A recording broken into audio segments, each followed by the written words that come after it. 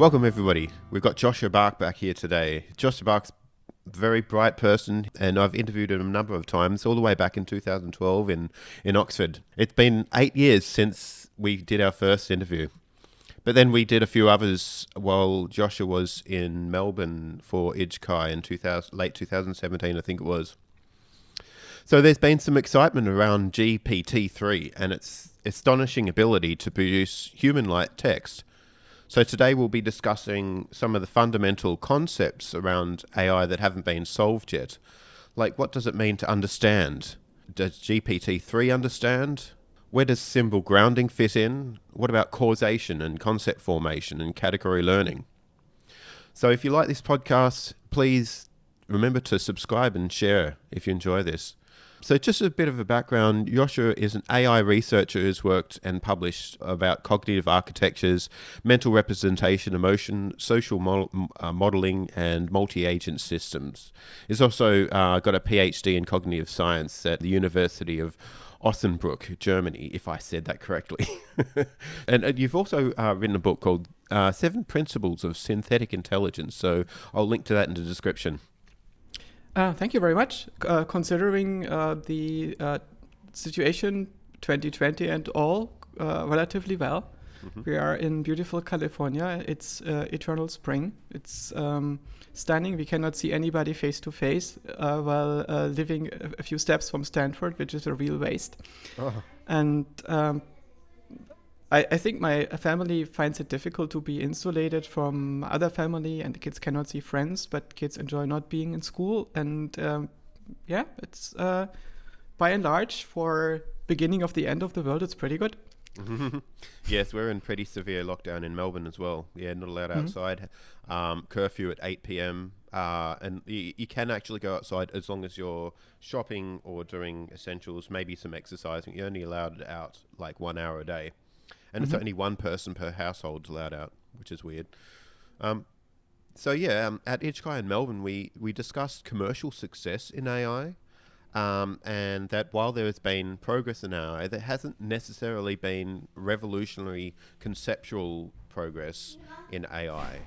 If you were to put your crystal ball on and were to make some informed speculations, what are the missing puzzle pieces? What's missing in AI?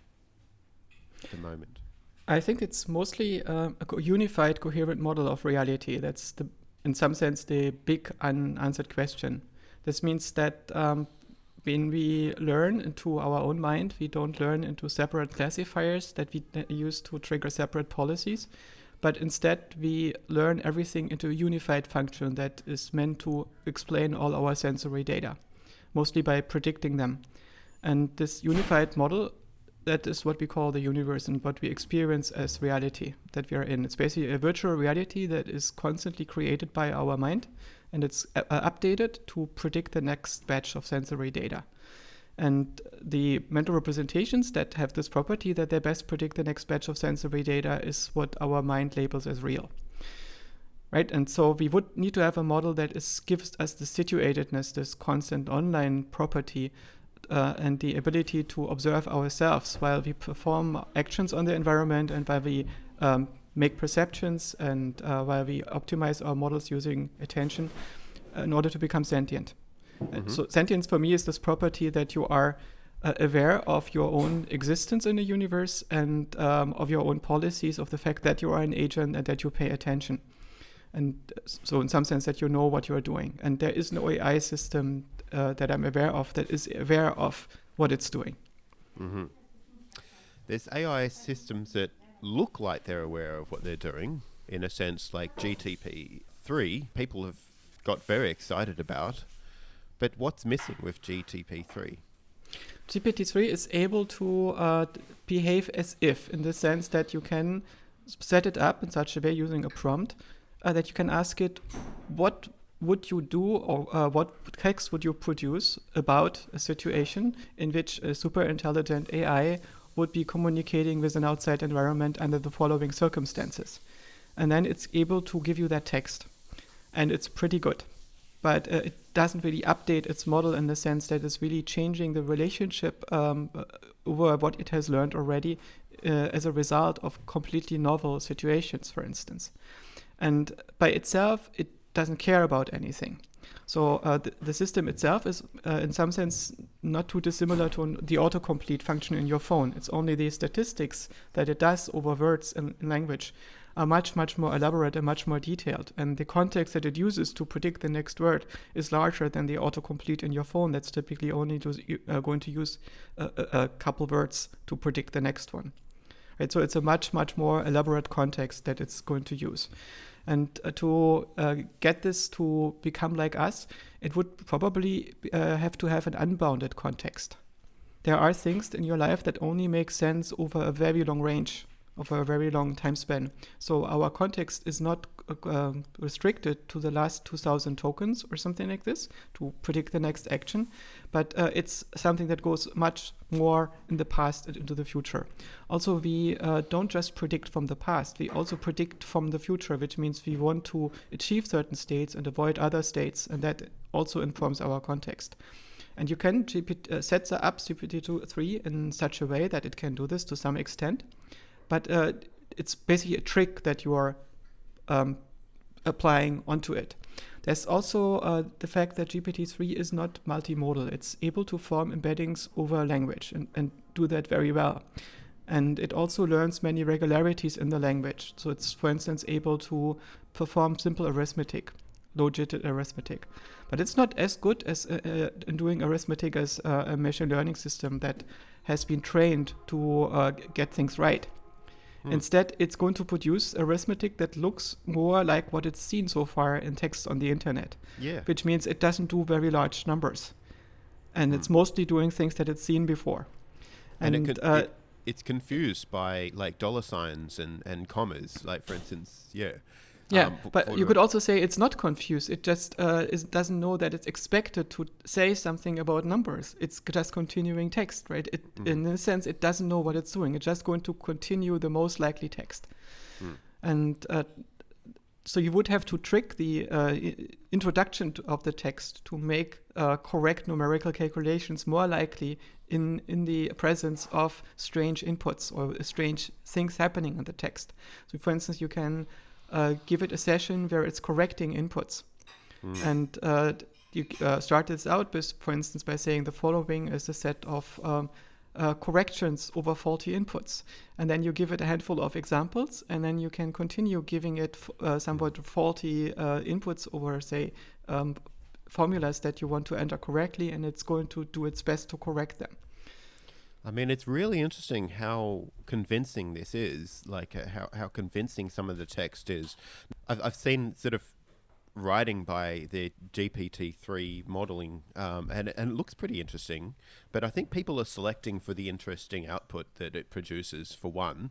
But the other thing is, it does look as though it's a human writing because it's sampling from what humans do. That humans do symbol grounding, I guess you could say, and have understanding, and they produce text, and that's being used as the database, the sample data for GPT-3 to learn from. As far as I understand, it doesn't have symbol grounding or any form of understanding embedded in it. But I guess I would say it grounds its symbols into a relational model of language, and the meaning is the relationships that all the tokens have with each other. And the grounding doesn't reach all the way into the representation in a three-dimensional world with moving objects. So it would have difficulty to render what it's seeing, but it's grounded in stories. And the argument that you could basically, the best explanation of all the stories where all the grounding eventually ends when you continue training this will lead you to inferences about a three-dimensional world. And this is a big speculation. We don't know whether that happened. What we do know is that the learning hasn't exhausted itself yet. The learning curves do not yet bend. So you could probably train this up with at least one more magnitude of data and discover further regularities. What we also know is that you can take GPT-3 and train it, for instance, on music. So, for instance, you translate music into MIDI files, which is text, and then it's able to discover style in music and structure in music.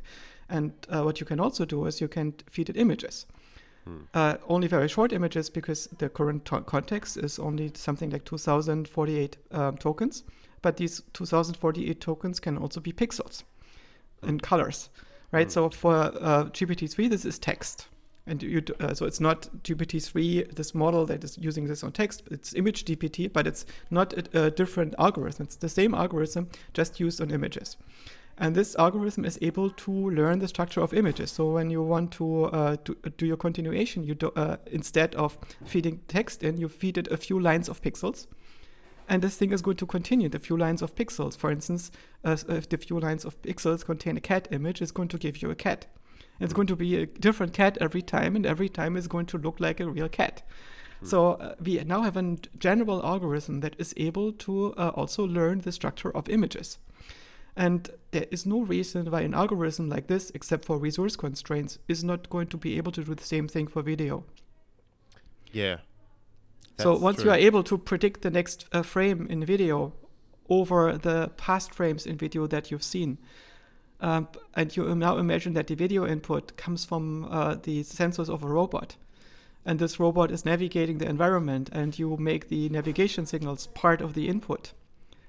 And well, it's kind of strange, right? like if GPT-3 generated a cat pet for you, but every time you saw it, it looked different. Like first it was a tabby and it was a black and white, and then it ended up being like, a purple cat for some reason. It seems to struggle with maintaining consistency over long periods. Yes, but it's not because of the variance. The variance is introduced with some degree of deliberation. It's not that GPT-3 is by itself indeterministic. It is a parameter temperature. And if you set the temperature to 0, it's basically giving you the same result every time. It's just going to come up with the most likely response. And this tends to be also the most boring response. And so the temperature introduces a little bit of noise in the higher levels of the prediction. So it gives you the less obvious things. If you set the temperature very high, then you often get very loopy results or gibberish. And so when you generate outputs, people try to find a temperature that is suitable for the task, which means if you try to, say, translate programming code from one programming language into another one, then you're going to set the temperature extremely low. And to 0. And if you want to create an interesting page in a novel, then say you want to have some kind of thriller novel or some romantic novel and so on, you're going to set the temperature to some medium level where it's not going to go off the rails that easily, but it's going to be interesting to read. And there is not that much cherry picking that you need to do, which means it's more GPT-3 is able to come up with interesting stuff most of the time. It's just not going to be the best stuff. And since you get sometimes a better version just by hitting repeat, you just roll the dice a few times until you think, oh my God, this is really good. I would have never come up with this, or only in a long amount of time. And so just for a tool for idea generation, it's quite powerful. And there are some people which use it for creative writing and find that it increases their productivity, not by a factor of 10, but by a factor of 2 to 3. Which means you do have to edit. One person that I follow on Twitter, Liminal Worms, who use it to write romance novels with it, describes it's like flat fill on a page. And sometimes it's going to introduce a few pixels that you don't want to have. So you excise them and replace them by something else. And it's going to continue from the prompt that you gave it. It's also able to do pretty decent business writing. Like you can, for instance, instead of an email, you just give it a few bullet points and it writes you the email around these. But you have to read carefully what it does, because everything that it doesn't know or where it doesn't have the most likely completion at ready, it's going to confabulate. So you always have to make sure that you know what you're doing.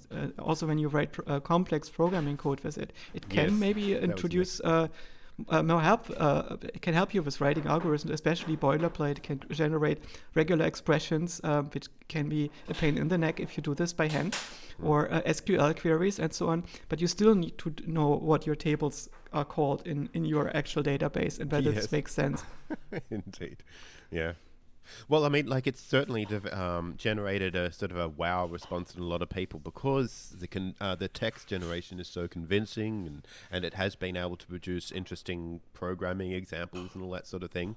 But people are thinking that it's going to sort of spawn a singularity, like, you know, GTPN, some GTP21 in the future will, you know, gain sentience and catalyze an intelligence explosion. What are your thoughts? We don't know. So we don't know what needs to be added to GPT-3 or whether the ideas that we're currently having what to add are sufficient. At the moment, it seems to me that the million-dollar question is, how can you make this algorithm more efficient so it's able to learn faster with less data? Mm-hmm. How can you introduce a loss function that is not just going to go for probability to look like the data source that you have? So at the moment, it's going to produce text that's been written by a human or looks like this and is indistinguishable from it. It doesn't try to give you the correct solution. Right, so it's going to try to find the correct solution in a situation where a human would try to find the correct solution. But if you ask it to solve a complicated integral, it's probably not going to be able to do so. And that's not because the resources of the system are insufficient. There are deep learning systems with very fewer resources that have learned to solve quite complicated mathematical equations. But it's not what the learning algorithm has asked itself for when the system was trained. So by changing the loss function of this thing, you could shift it towards something that is less human-like and more superhuman. And but the biggest thing that we would need to change is the length of the input context. Right. So needs to like do more with less. Yes. And so basically, to get this is an idea of what it's doing. I remember in the 90s, I was working in New Zealand. I was attending Waikato University and took classes with Ian Witten about text compression. And I was bored in class, and he noticed and took me out of his class and put me into his lab and asked me to do stuff that was more interesting. And so the task that he gave me was to identify grammatical structure and language without knowing what language I was looking at. So I compiled a large corpus of hundreds of millions of words, and I got the largest machine at the university, which had 2 gigabytes of RAM, which was amazing. Woohoo! And then I wrote a C code that would use that RAM as efficiently as I could. So I really split up my input at the level of less than a byte to squeeze as much into memory as I could. And then I parsed everything and translated this into tokens and threw out all the tokens that were very rare. And then I did statistics over these tokens. And instead of just using n-grams, which look at adjacent words, I looked at pairs of words that could have quite a distance from each other. And I would try to find out how well words predict each other pairwise. So in both directions, if you have a pair of words in the same sentence or paragraph. And then I would try to construct a tree-like structure that would put the words in the order that allow you to make the best prediction over the text, which is the best text compression. And it turned out that this tree that you find over the structure in the sentence is capturing semantic relationships. And it's capturing grammatical structure. And it's going to capture the different grammatical structure for different language. Okay. Now, the next step is that you, by doing these co-occurrence statistics, you split these different similarities or co-occurrences of words along different dimensions. And this allows you to create space in which you embed the word. So every word is going to have a position in a certain space. And it turns out that the directions, the dimensions of that space correspond to semantic relationships. So for instance, there is going to be a vector that you can construct between the words king and queen that is very similar in distance and direction to the vector between the words man and woman. So basically in this high-dimensional space, there is going to be one direction that captures a grammatical or semantic relationship that is pretty much gender, right? So you can use this to make inferences.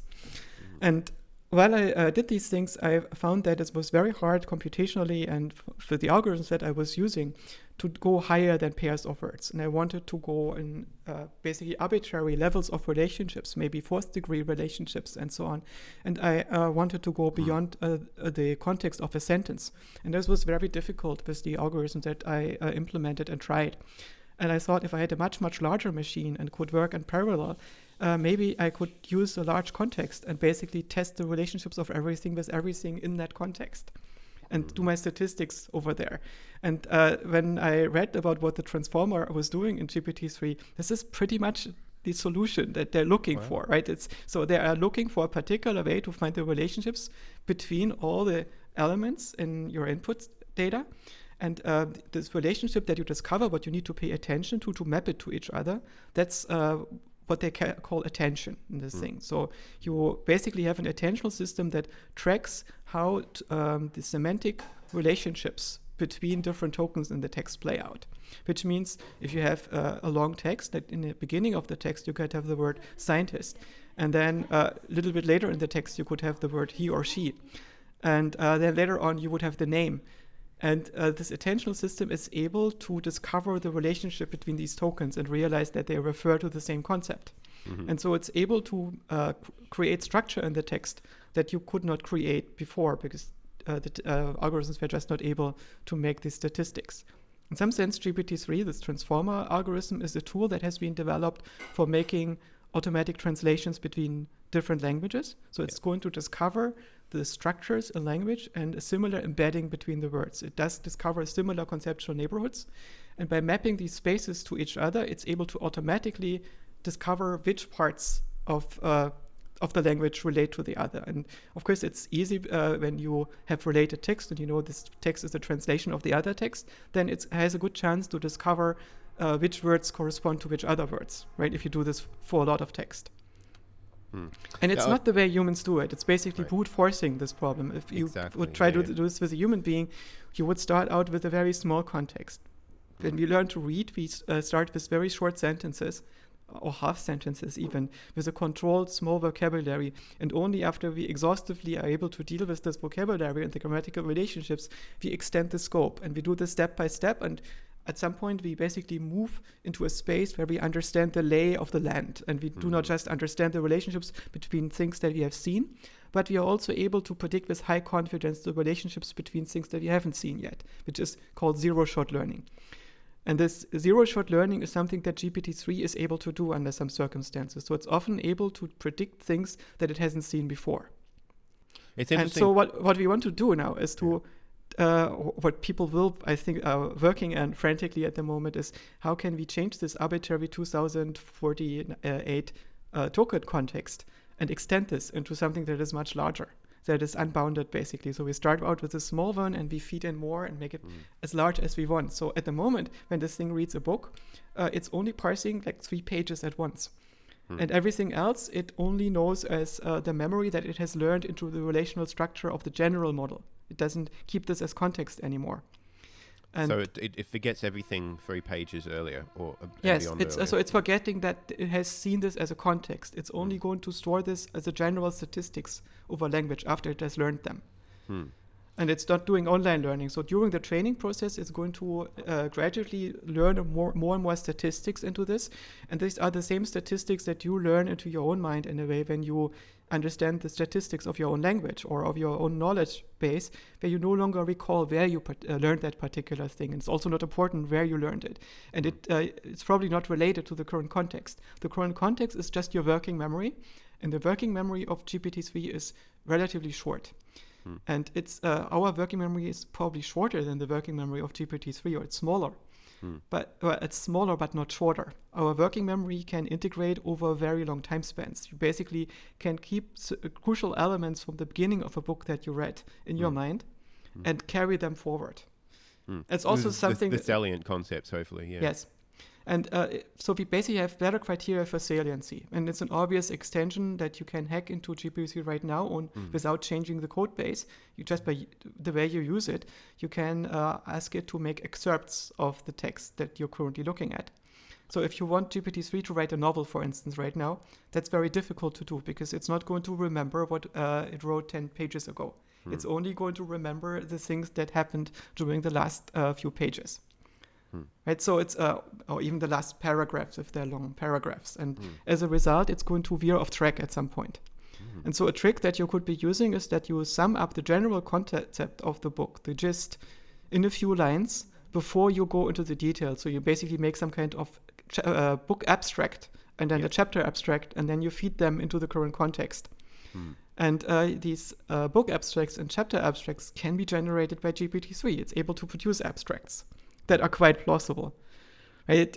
Of course, the issue is that you cannot yet tell them in some kind of meta language what you're really interested in. So we also want to have a different way to address the concepts in it, just not by a stream of things, but by something where we can also predict from the middle or from the future backwards. And eventually this thing needs to become multimodal. So it's not just going to work on one modality, but it's going to learn at which point the modalities of vision, audio, proprioception, touch, and text are fusing. At which level do they point to the same world? Interesting. You know, so many things you brought up there reminded me of stuff I used to do when I was at uni with friends. I'd create an email, and then I'd push it through some really bad sort of translation system. I think it might have been Alta Vista or some Google Translate thing, like early days, or probably before Google. And then do that over and over again. So English to Russian, Russian to Chinese, Chinese to Indonesian, and then back to English. And the results were sometimes quite hilarious. Yeah. But at the moment, I am totally engrossed with playing with GPT-3 and my kids too. So I wrote a universal chatbot where you basically specify in a couple lines whom you want to talk to. And then it's going to do its very best to enable the conversation. So my son was able to talk to God and ask God about the lyrics of the next unpublished album of his favorite rap artist. It was very explicit, so I'm not going to recite it here, but it was really cool. And my daughter got it to sing, got God to tell her lyrics about unknown Harry Potter songs. Or I have found a way to talk to Johann Wolfgang Goethe. He speaks German. Me, Johann, could you please translate this sentence into German? The computer is the best model of reality. This was my only prompt, these 2 lines that I just gave you. And then it started to generate Die Information ist der neue Gott. Me, what does that mean?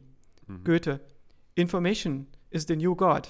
Me, can you explain this? It continues, nur die Information kann uns helfen, den überwältigenden Eindruck der Leere zu überwinden. Me, only information can help us to overcome the overwhelming impression of emptiness. I see. Nice. Goethe in German, aber die Information hat ihre eigenen Gesetze und ihre eigenen Wunder. But information has its own laws and its own miracles. So, Johann, what do you think of my sentence? Das ist eine gute Sache, aber die Welt ist voll von guten Sachen. Me, that's a good thing, but the world is full of good things. Goethe, und das ist das Problem. Wir können nicht alle guten Sachen in der Welt erfahren. Es gibt so viele von ihnen. Wir müssen uns auf einige wenige beschränken. Me, and that is the problem. We can't experience all of the good things in the world. There are too many of them. We must limit ourselves to a few. Goethe, und wir haben die besten Sachen gefunden und mit ihnen konkurriert, sodass wir alle anderen vergessen haben. Me, and we found the best things and competed with them, so we forgot about all the others. Wir können nur das überstehen, was uns überwältigt. Me, so we can only survive what overwhelms us. Goethe in German, die Information ist der neue Gott. Me, information is the new God. Johann, I think you are right. The world is full of good things and we can't experience them all. We have to choose a few, and the problem is that we chose the wrong ones. But then again, it's not our fault. We had no other choice. Goethe, was können wir dagegen tun? Me, what can we do about it? Goethe, wir können nur die Kultur verändern. Me, we can only change the culture. Johann, I agree. The most important thing in the world is culture, because only with a good culture can we enjoy all of the good things that are available to us. Goethe, dann lasst uns beginnen, eine neue Kultur zu schaffen. Me, then let's begin to create a new culture. And then the next line is, the conversation ends here and the book begins. And so this is basically a completely auto-generated after having gotten a couple lines and the question, what does it mean for me? And it took both sides in the conversation. It did completely fluent translation from German into English. And it did not use completely modern German. So it basically took a slightly antiquated German from Goethe's time. And it also captured the gist or the style of the way and the cultural references that somebody like Goethe might use. And that's quite typical for what GPT-3 is doing. And this particular conversation was not cherry-picked. It was just the first thing that came out of it. And I'm sure if you would tweak this a little bit, or if you would roll the dice quite a few times, you could say more particularly what you want to have, or let it make even more sense. But is this a big thing for creative writing, for journalism, for technical writing, and so on? Absolutely, yeah. Do you think that there's gradients of understanding? And if there is a gradient from whatever primitive understanding in its most primitive form would be, would you say that GPT-3 has it? What does understanding mean? I think in some sense it means that you map a domain onto something that you can already compute, which means you have some model that tells you about the causal dynamics of a system, and then you take another system and map it onto that, or decompose it into things that you can simulate. And there's also slightly different to a simulation is a simulacrum. A simulacrum is something like an actor that you dress up in your own mind, for instance, as a machine or as a physical process, and then this actor just produces the desired behavior without necessarily implementing the required internal structure for doing so. Right? So imagine that you want to understand how it is that the sun is shining. You can make a mental model where you basically take some kind of a universal actor and dress it up as a sun and then tell it to shine, and it sits there and shines. But you still don't know anything about its internal dynamics. It's just you can map the inputs and outputs of the sun and let it produce a certain behavior. And to understand it goes a step beyond that. It basically means that you will have something like a mechanical explanation where you understand the causal dynamics at a deeper level. And then there's this difference between the understanding of a relationship where you understand one function, and the difference of a domain where you understand the entire parameter space of the function. So you understand what happens in the entire room. You basically click on the light and you see the relationships between the objects in the entire room, including some of the objects that you haven't seen so far. So you discover the hidden symmetries. And this is the crucial part of deep understanding. So do you think then, at the moment, GPT-3 doesn't look as though it's programmed to do causation. It's not identifying causes. It's just, as far as I understand, it's brute forcing across big data sets, lots of correlations. Oh, am I wrong? Is there some sort of mechanism there for it to identify causes? Well, the thing is that correlation and causation are strongly correlated, right? And so it's able to discover something that is often indistinguishable from causation. And what makes this discussion difficult is that not everybody agrees what we mean by causality. But often people take this as a given, especially when they want to criticize a system that they think is inferior or that they don't like. So they assume that the words mean what they want them to mean. But many people just use a simulacrum of causality when they try to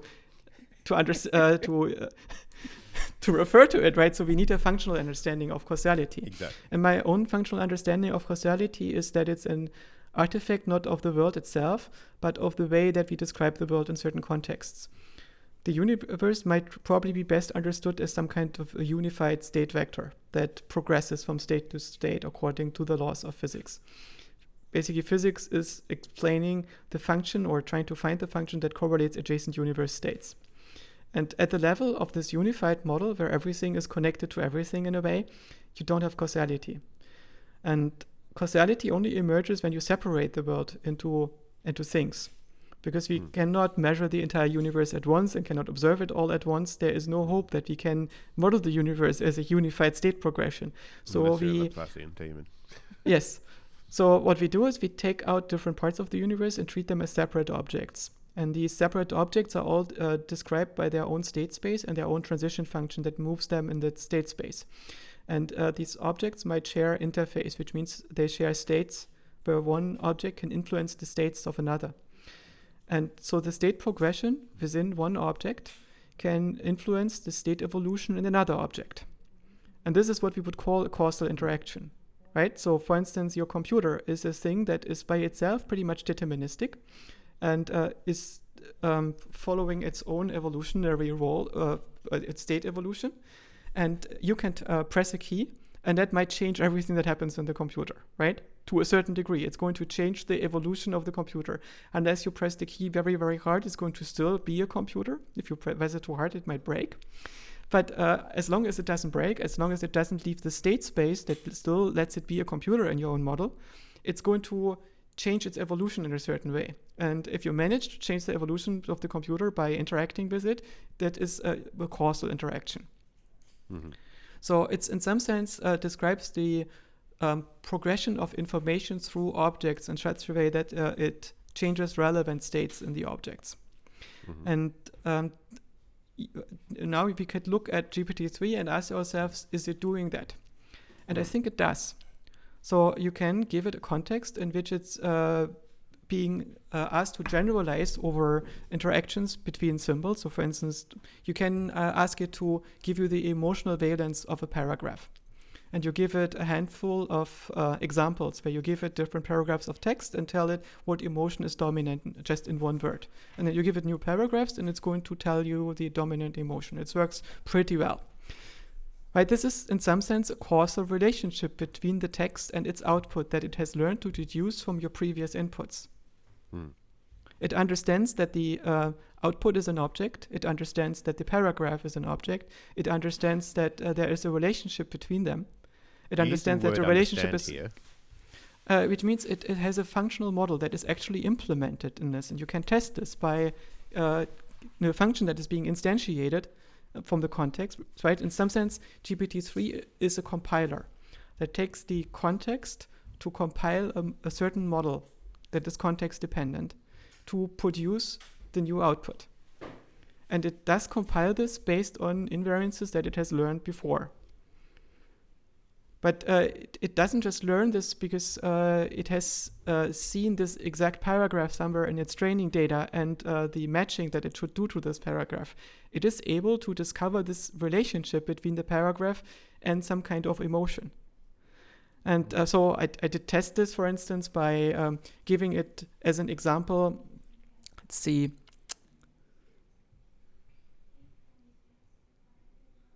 But I mean, when you say it's not really understanding that the concepts are emotions or that they represent, they're not like, do they understand the reference in a sense? It doesn't understand the concept of emotion in the sense as we do it. So it is not able to experience an emotion. But it's if you can ask it, if there was an agent that had this kind of emotion, what would this agent likely do under these and these circumstances? Then it's going to create you a story that is quite plausible. And if you could use the context to describe the situation that you are in, or that itself is in, or a robot is in that is controlled by the output of GPT-3, then GPT-3 would be able to produce plausible behavior for that robot. Right, so it's a very interesting thing. What's the difference between making a decision and predicting what decision an agent would make if that agent is in your situation? Right, what does it mean to be in your situation? It what an understanding agent would yes, make. Right, so it can make something that is basically a deep fake of agentic behavior. So, I mean, is it okay that we're developing AI that's basically creating deep fakes of everything instead of genuinely understanding? Do we want an AI to genuinely understand? I mean, I can think of the ethical scenario, because sometimes it gets things wrong because it's not really understanding exactly what we want or what we mean or what our intentions are. It's just passing text. So if we did have a computer that doesn't really understand what it's doing and what we are doing or what we want, then we give it a command and it interprets it in a very in a way that we didn't intend, or in a very unwise way. So it seems as though if we really do want to develop strong artificial intelligence, or like a AGI, or a very powerful form of artificial intelligence that we can depend highly on, we'd want to try and get it to understand so that A, it can understand what our real intentions are, and also, in a larger context, understand whether our intentions are wise. So as not to execute blindly on bad commands. It's kind of like the old fable where Midas asks the genie to have everything turn to gold once he touches it, but he doesn't really think about things very wisely, and he touches his family and they turn to gold and all the food, and disaster happens. But yeah. The relevant metaphor is the golem. And yeah, right. golems do exist, right? We build machines that we don't know how to stop because they become stronger than us. And the biggest golem in this regard, I think, is the technological civilization. When we started to go down the route of technology, we set something in motion that we could no longer stop. A good example of one of these aspects is probably global warming. The first predictions that global warming would happen happened in the, I think, late 1800s. And then in 1930, there are pretty good descriptions with pretty good predictions about the actual changes in temperature. And then by the 1970s, all the oil companies did internal simulations and got pretty good results. And they went to their governments and told the governments that something needed to be done, but it was not politically feasible because the overall dynamic of the system was stronger than the governments.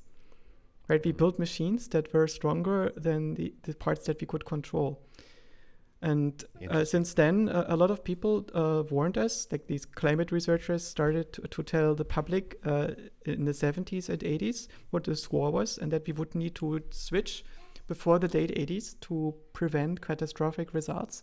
And we didn't change it. And instead, what happened is that people started to pay attention to this, and they went into denial, or they thought that they need to have very strong emotions about this, and that if the result was not manifesting itself, they would need to have even stronger emotions about this. But regardless of what emotions we have about global warming, we didn't do anything. The things that we've done is pretty much what we would have done otherwise in result, for instance, to increasing oil prices. And eventually we came up with the Paris Accord. And the Paris Accord, if you follow up on it, is not going to make a big dent in the carbon dioxide budget, and it's not going to have a big influence on the climate, because the tipping points have mostly been last century, I think. So now we have to deal with the situation that our planet is going to change in interesting ways. It's not going to extinguish life, but it's probably going to extinguish the present form of civilization that we have, or make it much different from what it is right now. And I think you could argue that this creation of a technological civilization is such a machine that you couldn't stop. And so GPT-3 by itself, I think, is totally fine. It works best with a human in the loop. And when you put a human in the loop, it empowers that human to be way more productive in many circumstances. And if you put this thing in charge, then you are probably in trouble. And humans also make difficult mistakes when they are in charge and they don't understand something and act anyway, or they are poorly incentivized. But I see a big danger if you have a system that is faking understanding so well that almost nobody understands what's going on. And it can't provide intelligible explanations about what it's really doing underneath the hood. No, it can. That is the terrible thing. It can explain deepfakes of intelligible explanations. Okay. You can ask it, give me an explanation of the following unintelligible thing, and it's going to give you an intelligible explanation, or something that sounds indistinguishable. Okay. Right? It's like a consultant that is completely irresponsible. Because we won't be able to tell the difference between an intelligible explanation that actually is an explanation of something it does understand and something that doesn't. Mm-hmm. So you can also ask it to do this. So it's able to respond to things that it clearly doesn't understand, or where the probability is low, with the answer that it doesn't understand. But for instance, the difference between the things that it understands and doesn't understand, it's not going to be able to explain this very well to you. At least in the examples that I've seen. Maybe there's a way to prompt GPT-3 into completely sane behavior, but I haven't seen it so far. Typically, the way to make it sane is that you understand the domain so well that you can combine it with some kind of filter that is going to test the output, for instance, against the theorem prover or against a set of allowed parameters. And you roll the dice for as long as you need to get an answer that passes the test. If you don't have that, then you need something that has that understanding. And I found that GPT-3 is basically babbling. And it's babbling at a level that is better than the babbling of human non-experts. So it's not going to produce something that is as good as something that an expert on Goethe could produce. But it's better than something that a non-German speaker could produce, or somebody who is a poor writer could produce about Goethe's output to simulate that, right? So that is something that makes it dangerous, because it can, in some sense, replace the output by incompetent people by something that looks fairly competent. If you don't have a good critic sitting there who understands what this thing's doing. And so to me, the main issue, again, is sentience. And it's also the same issue with our civilization. Our civilization is actually not sentient. It doesn't know what it is. It doesn't know what it's doing. It's not planning ahead. A civilization that was sentient would be planning ahead for many generations. But our civilization is not able to act on a plan that reaches 200 years in the future. Oh, no. And if you cannot act on such a plan that reaches at least 200 years in the future, you cannot deal with resource depletion or global warming, right? Because there's nothing you can do about this. It's like your child with attention deficit asked to do its homework, so it's going to get a good grade at the end of the year. It's not going to happen, right? It's so we are in a very weird situation that our models of reality change faster than our understanding does. The future changes faster than our models. And so we can no longer track it. Yeah, wow. It's certainly changing faster now. I mean, we came from a time where the future was relatively slow, but it's speeding up, isn't it? So Yes. It's very hard for us to keep track. GTP3 uses 175 billion parameters, or can, right? Do you think it would make market improvements if it were given like the ability to consume 1 billion parameters, 5 billion parameters? Or do you think there's fundamental limitations to its structure, which, you won't be able to get, like, I guess, great improvements from adding heaps of more parameter inputs?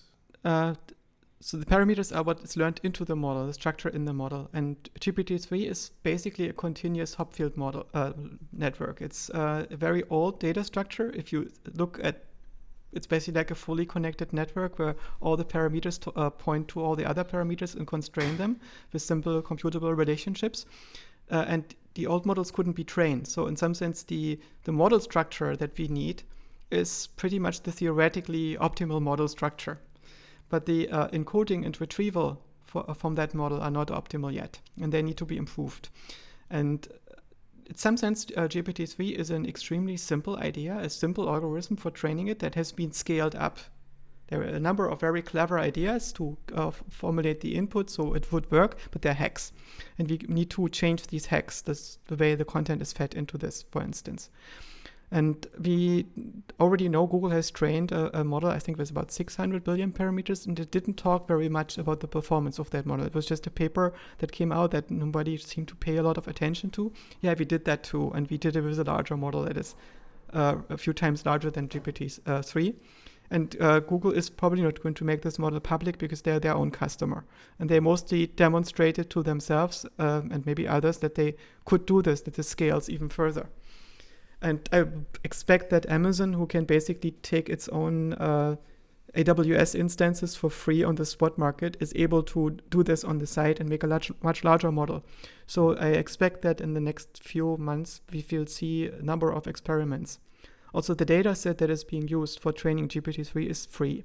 It's mostly the Common Crawl, which is a summary of everything that is freely available on the internet over a certain time span. And in the case of GPT-3, it ends in October 2019, which is fascinating. This thing doesn't know anything about COVID or George Floyd. It's basically an artifact of a completely different era. It's before everything started coming down. Yeah, wow. Imagine what it would output if it had the most up-to-date model of the world. Yeah, geez. So yeah, I said 1 to 5 billion. I actually meant trillion parameters. Yes, I know. Yeah, fascinating. So, I mean, in order for an algorithm to ideally ground, I'm not sure if you believe humans ideally ground symbols, but I guess, are we far off achieving that? Is that one of the people consider this a big problem in AI. It's not really properly doing grounding. But before, I was thinking when you were discussing GPT-3 doing some form of grounding, I'm just wondering, like, could an AI in a completely virtual environment, if it was fed many different modalities of media, like that could be video, text, images, tactile data, like sense data that was collected through people touching things, and or some sort of simulation of that, and olfactory data maybe even, and something else like, that a sense that we don't have, echolocation or whatever. Do you think it would be able to ground things in a much more, I guess, amazing way than we do, can I say? It might scale better than we do. I think that cats have proper grounding, right? Mice have proper grounding in some sense. And the world that they ground things in is different than our world because they have different affordances. They are entangled with that world in a slightly different way. And GPT-3 is not grounding its behavior or its output or its models in the same world as we do. The world that it lives in is a world of textual tokens. And the context is a set of tokens, and that the action that it performs using the models that it's grounded in is producing more of these tokens. And you could say that in some sense that's similar to what we do. We have strings that come in. The strings that come in are the patterns on our retina and cochlea and our skin and an proprioception and vestibular system. They're all presented to the brain on the thalamus. So the brain is in some sense busy predicting the next set of patterns on the thalamus. And many of the patterns on the thalamus are generated by the brain itself, for instance, by the control architecture, by the motivational system of the brain, and by the attentional system of the brain. And by monitoring those as well, this thing is going to make a model of itself as a control system. Right? So this is what our mind is doing. It's learning to observe its own interaction with the world and tell a story about it. And we live inside of that story. Right? We are, as conscious agents, we are not in the physical universe. We are inside of that story that the brain generates about itself and the interaction with the world and the world. And there is no reason why a system like GPT-3 with some extensions and real-time behavior should not be able to do that. To make it really interesting, it should have the capacity for online learning. So it should be able to change its behavior in real time and change its models in real time. It should update its entire things in real time. And so if it has attentional learning that happens in real time, that implies that it would be able to reason and learn from the things that it had reasoned about and make these inferences that it performed in any given situation available in future situations. Right? This is an extension that would need to happen to GPT-3 to make it more like us. But the most important thing is it would need to be connected to a universe that is more similar to ours. And it would need to be connected into it in real time. So it's going to predict the next set of patterns based on some kind of real-time input to make it really interesting. So the virtual reality would have to be rich enough that it's in, or it would just have to have sensors and actuators connected to the real world like we are. Yeah, but for us, the crucial thing is not so much that our sensors and actuators are connected to the real world, but that they work on our mental simulations. And the mental simulations are connected, tracking the things that happen in the real world. Right? You start out with a system that has some simple cybernetic control. And this system already pretty much knows how to walk and how to grasp and how to fixate things. And it's learned that with relatively simple learning functions that are hard-coded in the brain. Training functions that are built into the brain. And once the basic training has kicked in, you have an attention agent that lives inside of the system and observes all the underlying structures and learns what to relate to what to improve the behavior of the system. And the protocol of this attention agent is what we perceive as our own conscious contents. Right, it's this attentional protocol. Whatever captures our attention, what gets in the focus of the attentional system, might enter a protocol memory, and that includes the activity of the attentional system itself. So, for instance, in order to pay attention, we need to check back on the fact that we are currently paying attention and just not drifting off in some kind of trance where we think that we are paying attention, but we actually have fallen asleep already. into this property that we go back and check, have I fallen asleep or am I still paying attention? Am I still tracking a consistent reality? Is necessary for the type of attention that we have. And that makes our attention reflexive. And it's very tempting to think about what would a system look like that is producing general embeddings and acts in real time on an agent that can improve its performance based on the models that the system distills. Interesting. I think Oakman Cobb was tapping a form of micro-psi in order to sort of do some sort of attentional thing. Are you still working on micro-psi? No, not much at the moment. I'm thinking about making the next edition of micro-psi to distill some of the ideas that I currently have into a new architecture. The previous edition of micro-psi is still being used by micro-psi Industries, which is a startup in Berlin that some former students of mine have founded. I'm a co-founder in this. And it's being used as basically a framework to control industrial robots and learn hand-eye coordination for robots. But when I think about micro-psi as I started conceiving of it, it was a tool for me to test my own understanding and build it up. And it's related to a cognitive model by the German psychologist Dietrich Dörner, who came up with a theory that he called the Psi theory. Psi is not an acronym for anything. It just stands for psychology, this Greek letter. And I thought that if I write a book about the theory, maybe I need to make it an acronym. So I called it Principles for Synthetic Intelligence. And I tried to distill the ideas that Dietrich Dörner developed in the course of his professional life, or those that he documented in publications, into a concise form and tried to implement as much of it as I could. And so he had some deep insights about the nature of representational hierarchies, spreading activation and message passing, inference, object representation, abstraction, causal reasoning, agency, action control, motivation, and emotion. And I thought this is an extremely powerful way to think about the nature of artificial intelligence and to make sense of it. It's not necessarily the best way to build such a system, because it's something that allows you to build your own constructive understanding in your own mind. And a biological system is not constructed, it's grown, which means it's constructing itself. So you need to move one level higher. You need to build a system that wants to grow into the shape that solves the problems that you want to have. Instead of learning, you think about meta-learning. You don't think about how can I learn this particular domain, but how can I set up a system that is that wants to learn this particular domain and is able to figure out how to do this, to self-organize. Wow, fantastic. The concept of computationalism, it's got its historical meanings, but when people like Stephen Harnad say that computers can't do things that we do because they're computing, is there like a sort of mismatch in people's intended meanings behind the word computation and computationalism here? It's tricky because there is some kind of difference in what he means by computation and what, for instance, Turing meant by computation and others did. And so maybe we need to take a step back and talk about what we actually mean by this. Yeah, exactly. And to me, it's very useful to think about the relationship between computation and mathematics. Mathematics is, I think, best understood as the domain of all languages.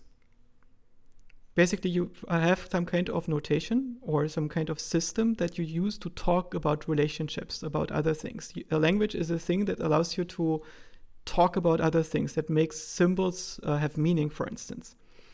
And this is true whether you're doing geometry or whether you are doing algebra or calculus and so on. And mathematics consists out of functions that describe relationships in a way.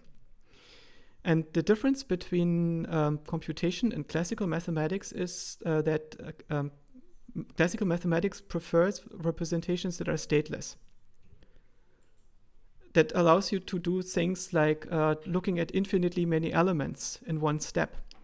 So you can describe a function that would compute pi to the last digit. And it's something that you cannot do step by step. It's something that you could only do if you would have a system that is able to process infinitely many steps all at once. right? And so if you have a stateless system and you can come up with a specification for the process that would have to happen in these infinitely many steps, then classical mathematics is your friend. And computation only does things step by step. So no computational system is ever going to know the last digit of pi or perform an operation that would require knowing the last digit of pi. Because you can only do a finite number of steps in any finite number of time, any finite amount of time. And the interesting thing was that Gödel has shown that the assumption that we can define functions in such a way that the number of steps doesn't matter leads into contradictions. This is the true point, I think, of both the halting problem and the Entscheidungsproblem that Turing describes, and of the issue in Gödel's proof where he uses self-reference. So whenever you have the situation that the algorithm doesn't terminate, where you don't get a result after a finite number of steps, it is not meaningful to say that you have that result. And this means that you have to redefine the nature of truth. Because in classical mathematics and in Gödel's own mind, truth is something that exists somewhat independently of the process that you use to determine truth. Right. In the computational system, truth would be the output of a function, and if the function is not done yet, and the function needs to be computed, it's meaningless to say what the truth is. Which means instead of something being true or false, you might have the situation where you just don't know yet, and where you maybe never know. And this notion exists in mathematics. It's basically constructive mathematics or intuitionist mathematics has that already. And computation is constructive mathematics. It's an obscure subfield of mathematics where you need to construct everything before you can claim that it has a value. From the constructive perspective, pi is not really a value. It's a set of functions. And you can take one of these functions and plug it into your local sun, and then you give as many digits as you can afford to. And this is it. And so this doesn't change mathematics very much because it doesn't take anything away from the mathematicians. They could never compute uncomputable things before. But for a lot of mathematicians, it's disturbing if you tell them, no, you have to constrain yourselves to the things that you can actually compute. And there's this issue that physicists borrow the code base of the mathematicians before Gödel was done. And you were forced to become a constructivist. Instead, they basically, some physics relies on having known the last digit of pi. And this leads to some weird theories about how the universe works and some weird intuitions, right? So even today, many philosophers believe that Gödel has proven that mathematics is impotent to describe reality. And this gives the advantage to philosophers who don't know mathematics somehow. But it's not. What Gödel did was he forced us to accept that everything that can be modeled and that can be understood has to be done so with a finite state machine. And so we basically now have a certain idea of how systems operate that have the capacity of forming a language that can be implemented and where the terms can mean anything. And this narrows everything down to computation. So basically every understanding of a system that can be implemented is going to be computational. And I think for something to exist, it must be implemented somehow, right? Something must do the work. Something must realize it. And to be implemented, it needs to be computable. It's interesting. Like there's a big discussion about whether the universe is continuous or granular. And I wonder, like, if we did find a galactic spanning civilization creating megastructures, whether it would be trying to realize Platonic sort of ideals by plugging, trying to get the last digit of pi by plugging it into, a galaxy and computing or into a black hole. I don't know. Yeah. So how would you read this out? So imagine you had such a system that is able to perform this, some kind of black box system. How would you measure the value that it's gotten? Right? How can you do this? There is no way. I don't know, like pipe into an ideal universe where you can do that instead of this one. Magic. So infinities work to some degree when you postulate them as given, which means you basically create a virtual black box and say this box is able to deal with the following types of infinities and perform the following operations over them, and then you can reason over that box. But I think in reality what happens, we never had such a box. And if it did exist, we would not be able to recognize it or describe it. And the assumptions that we can describe it exhaustively by defining a process that can be implemented that results in solving this infinity leads into contradictions, which means the word infinity does not actually mean anything. It can only be used in a system of language that is inconsistent, which means it's not useful to describe a reality that is consistent. And so if you want to describe a consistent reality, you need to find a different word that does the same work. And if Other you than look at infinity. in which contexts did we use infinity? And we typically use infinity in the context where we have too much stuff to count. Yeah. And when you look at the physics around we're us, lazy. the environment, that it's mostly made of too many things to count, right? All these molecules, you cannot count them. So you have to look at the dynamics of many molecules in the aggregate and the limit. And this limit is if you had infinity many, right? And so geometry is the behavior of too many things to count. It's exactly those operators that give you pretty much the same result if you have a few trillion parameters or a few quadrillion parameters, as opposed to a few dozen parameters. And when the difference between a few trillions and a few quadrillion parameters is smaller than the difference between a few trillion to a few dozen parameters, then you are looking at things where you have convergent operations, and you cannot completely be able to compute them, but you can decently approximate them. So you have an effectively computable geometry. And this is the kind of model that our own mind does when it deals with the world around us, where things look to you as if they're infinitely finely resolved. You just look at behavior of stuff in the limit. Fantastic. So to get back to Stephen Harnett, his understanding of computation is grounded in a different discourse. And it's the question, can you use something that is a formal language, that is grammatical, that uses basically a low-dimensional and discrete representation to describe reality? And so basically, can you use something like a natural language that we use in a very strict way, and basically like Wittgenstein envisioned it, an ideal language for philosophy, and use this to, in some sense, build a complete model of reality? Or do you need to use something that is more messy, something like geometry? And it turns out that all the geometry that we can only do this by defining something like a machine learning system that is approximating the dynamics over these functions in the limit. Right? So we can train a system that is able to perform the geometrical operations with an arbitrary degree of accuracy. And this representations of that system on your computer are all done with finite automata, finite state machine. And these are discrete automata, so this is sufficient to do it. And you could, in principle, also translate this into a natural language or Boolean logic. Everything in the computer is expressed with NAND gates, so it's even simpler than Boolean logic. And you can write it down, but of course no human being could read it. And so the misunderstanding is, can we use a language that fits into human minds and that is discrete? Or do we have to use a different language that would not fit into a discretizable form, in low-dimensional form, into human minds?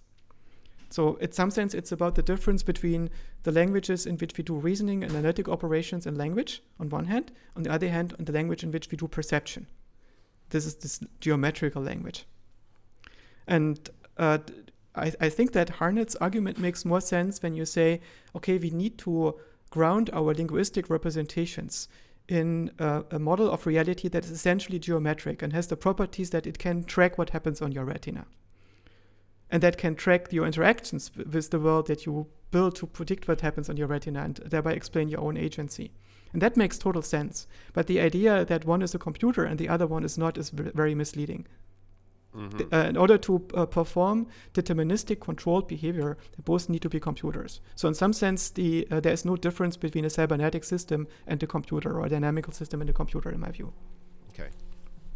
I want to talk about category learning and category perception, but do you think deep learning is able to be, adjusted so that it takes into account more of the causal stuff? I mean, Yoshua Bengio thinks that the next big sort of progress in AI is causal, understanding.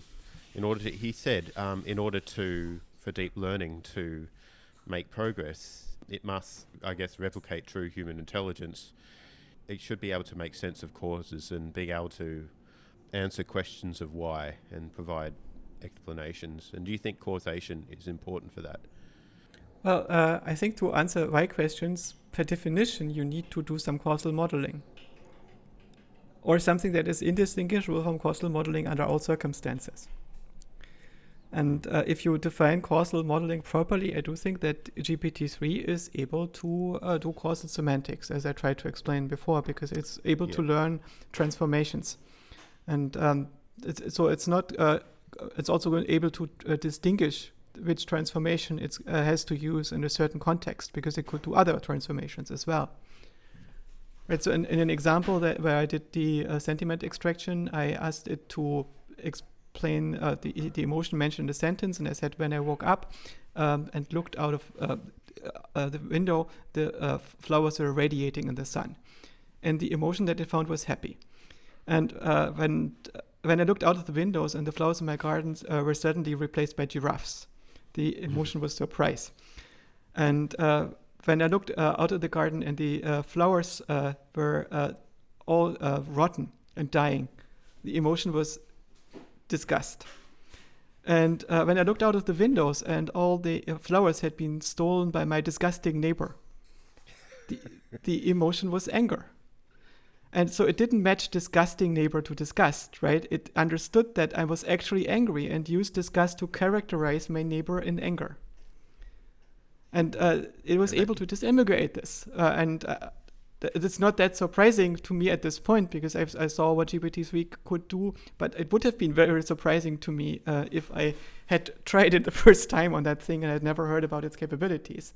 Right, because it seems that to a very casual observer, the semantic distance of that sentence that actually mentions that the neighbor is disgusting, to disgust is shorter than to anger. Mm. So I mean, like, could you achieve an equivalent of an understanding of causation just by brute forcing enough correlation? Or do you think there's got to be like fundamental, like I guess, more algorithmic progress? It basically means you have to understand when something is the case and when something is not the case. And once you're able to understand or to model to which degree a certain phenomenon predicts another phenomenon, and the absence of that phenomenon predicts that there is no change going to happen in the evolution of that system, and it requires that you understand how would this system that you are affecting evolve normally. What internal structure does it have? What components would interact with what you do to that system, right? For how do you know that you pressing a key on the computer changed an outcome on the screen? You might not know, right? It could be that the computer is currently in a demo mode and there are constantly things happening and your key press didn't actually change anything. Maybe this would have happened anyway. And you have to have a model that allows you to predict what happens in the computer, and you need to be able to predict what happens in the absence, and you need to have a certain way to test that. And this is going to increase your confidence that your model of the dynamics is correct. And there is no reason why a deep learning system cannot do that. In my view, deep learning simply means compositional function approximation. It doesn't mean that you have to use a certain way of representing things and a certain way of learning it. The reason why we use stochastic gradient descent with backpropagation in a layered architecture is not because this is the only way to do deep learning, but we use it because it works so well. And GPT-3 is another type of deep learning, and we can conceive of many other ways. So you could conceive of a system where every neuron is actually a smart local entity that is a reinforcement learning agent and tries to get things right and has a little bit of memory and ability to predict the future. And they are linked up in such a way that the right behavior is emergent. And it would still be a deep learning system if it's able to learn compositional functions, I think. Mm-hmm. So the difference between deep learning and shallow learning is that, for instance, a shallow learning system could be something like linear regression that is relating the inputs more or less directly to the outputs. And if you want to use hidden states, things that you cannot directly observe, some internal structure, then it's difficult to guess the internal structure right. In the worst case, you could just try. For instance, you could use some kind of evolutionary process that is just throwing internal structure at the problem and linking inputs and outputs until the internal structure is giving you a good approximation between the inputs and the outputs. And this actually works. So for simple problems, you can just use some evolutionary learning to basically place neurons and links in the hidden layers until your agent is able to play a certain game on the screen. But it's not working very well for complicated problems. So for instance, this approach is not going to learn the difference between cats and dogs very well. And for this, you need to have a way that decomposes the issue of learning cats and dogs in such a way that you can gradually improve on your progress. And do this with many, many small changes that you perform on the model. And one of the best algorithms that works on this is stochastic gradient descent with backpropagation. Okay.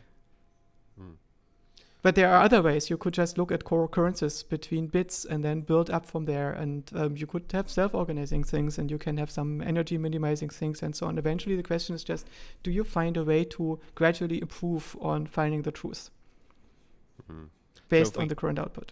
If we could run current deep learning on a Matryoshka brain around like our sun, do you think it would be able to behave like a human, or like would it wake up? Would it be able to sort of find sentience or something, or is there something It would definitely not behave like a human, because imagine that you would basically be spread out around the sun and interact with the sun at cosmic timescales. You would experience yourself as something that is very, very different, right? Even if you retain your capacity for sentience and making sense of reality and you just scale it up, you will be completely inhuman. And this human identity is, I guess, is the important question. Yeah, why not? I suspect that sentience is the result of some kind of control problem that requires to understand your relationship to the environment. So if you need to optimize yourself and the way that in which you discover policies and apply them to actions, and this problem is learnable, and you can make observations about your own behavior and use that for learning, you will at some level form a model of the system interacting with environment. And when the contents of that model are driving the behavior of that system, including the self-report of that system, then the system will tell itself and possibly others that it's sentient. Right? And this is something that this is the reality that we observe in ourselves. We observe an agent that is interacting with its environment. We observe the best model of that reality that our brain can come up with. And we ask our mind, am I real? And that thing says, yes, it's the best approximation of reality that I've found, right? So yes, you are real. And of course, you're still completely virtual. This wouldn't change. For me, the more interesting question is not so much what happens to the AI systems that we build. Is this particular algorithm going to cut it? We don't know yet which algorithms are going to be general enough.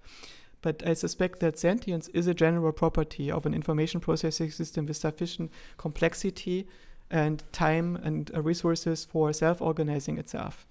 So I suspect that if you let a plant sit alone for long enough, I don't see a reason why it shouldn't become sentient.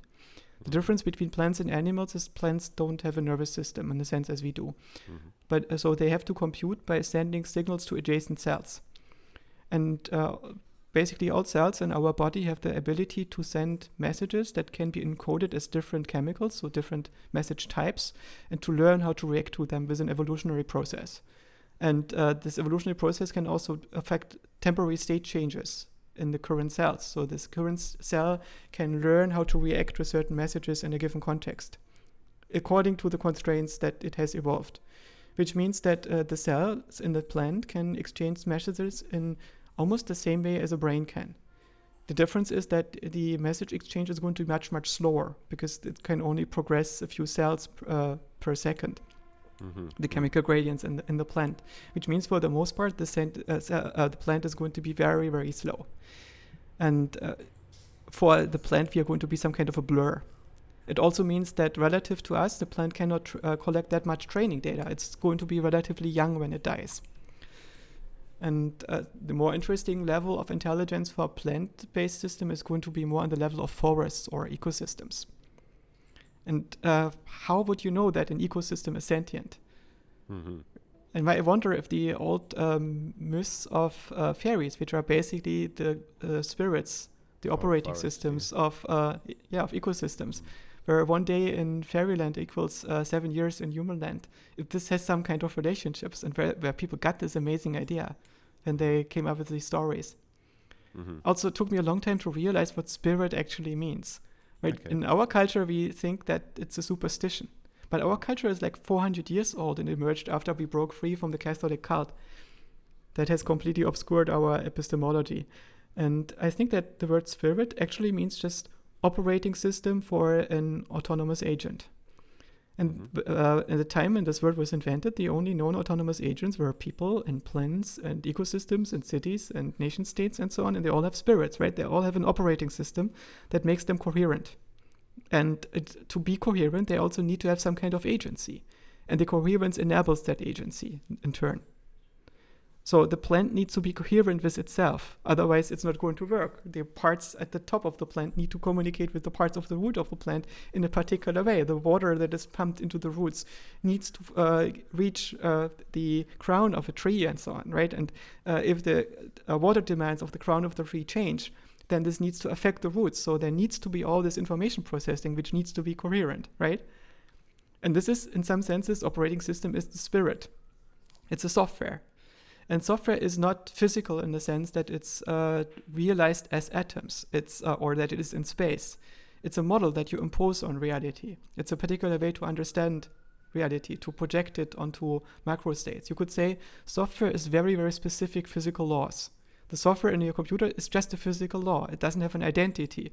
It just means if you arrange matter in this way with these and these constraints, regardless of where you do it in the universe, as long as the space has these and these properties, the following behavior is going to ensue.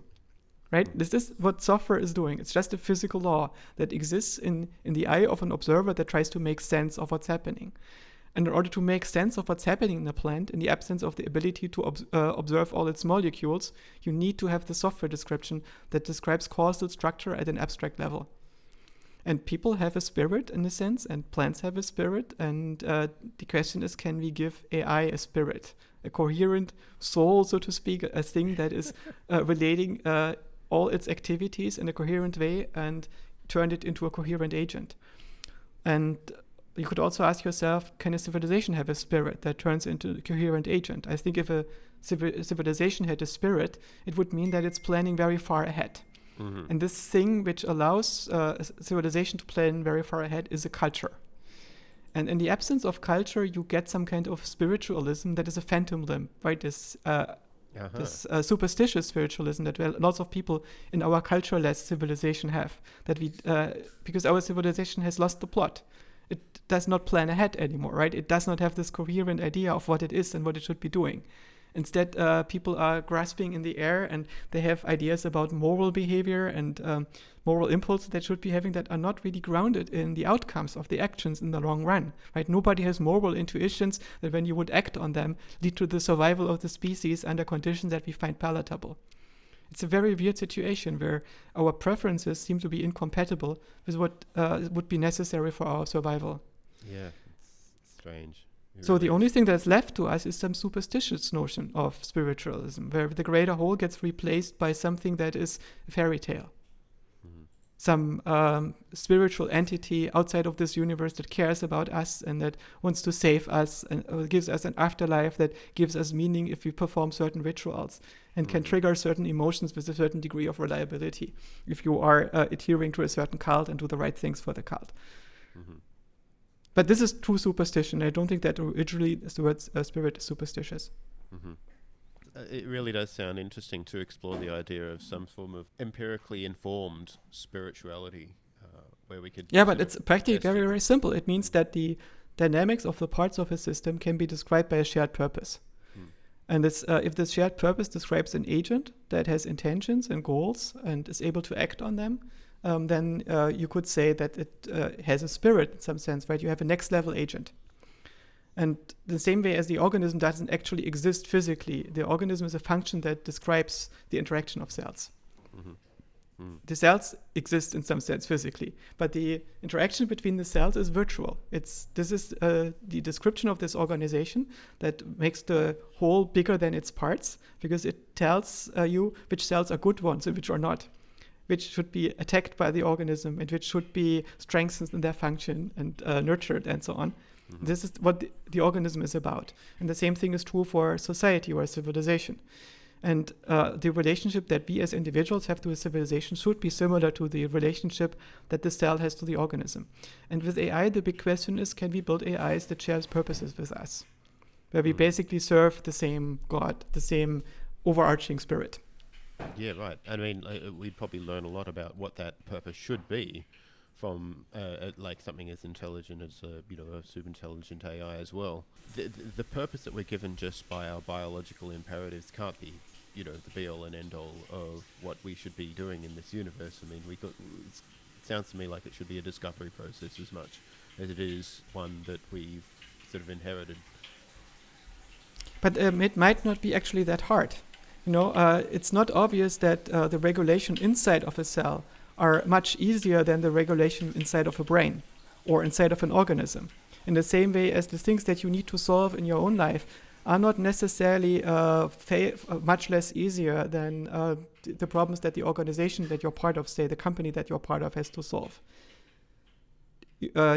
Of course, you're not able to deal with all the complexity of your own life, because a lot of that is done, for instance, by your digestive systems, that is dealing with many, many details. When you, say, have an infection after you ate the wrong thing, or when you need to fight off a disease. Right? Very complicated decisions are done by subsystems, and only the coordination of the subsystems is what you need to concern yourself with. And the same is true for a society or for an organization inside of a society.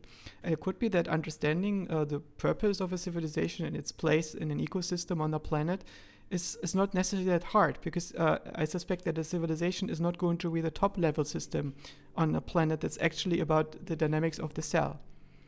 Right? Life on Earth is about the cell. It's not so much about us. Mm-hmm. Right. We are just one thing that the cell can do. And I don't think that we realize the entire potential of the cell. No. We typically think about the cell as a part of us, right? It's a building block of us. But, every cell in your body is an instance of the first cell. The first cell never died. Every cell in your organism split off from that first cell. It's an instantiation of that principle. And everything that lives on this planet, as far as we know, is still an instance of the first cell. It just has differentiated by evolution and is building complexity to fill all the niches. And we are just a small episode in that whole thing. Mm-hmm. Mm-hmm. Right? So the cell is the actual hyperorganism that is populating Earth. And it's a big hubris that we think we are more important. At the moment, yes. I think, with respect to life. And now the question is the cell the optimal computronium? It's probably the most robust one. It's very hard to imagine something that is smaller than the cell and has a Turing machine built into it and a self-replicator and that is stable and able to adapt to a very wide range of circumstances by itself.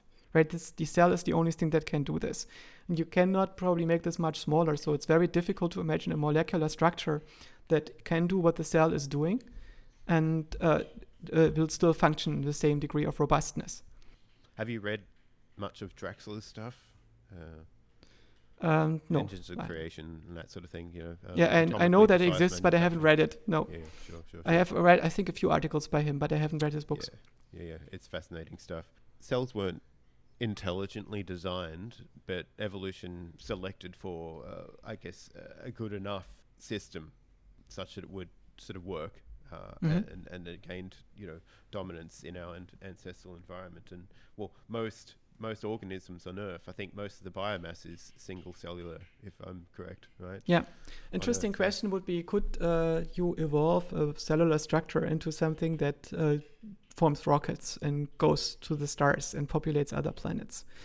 And the solution is probably us in some sense, right? This is the way that cells self-organize to make that happen, if it happens. Yeah, I guess that sort of assumes some sort of teleological stance to the way it's happening. It's not necessary.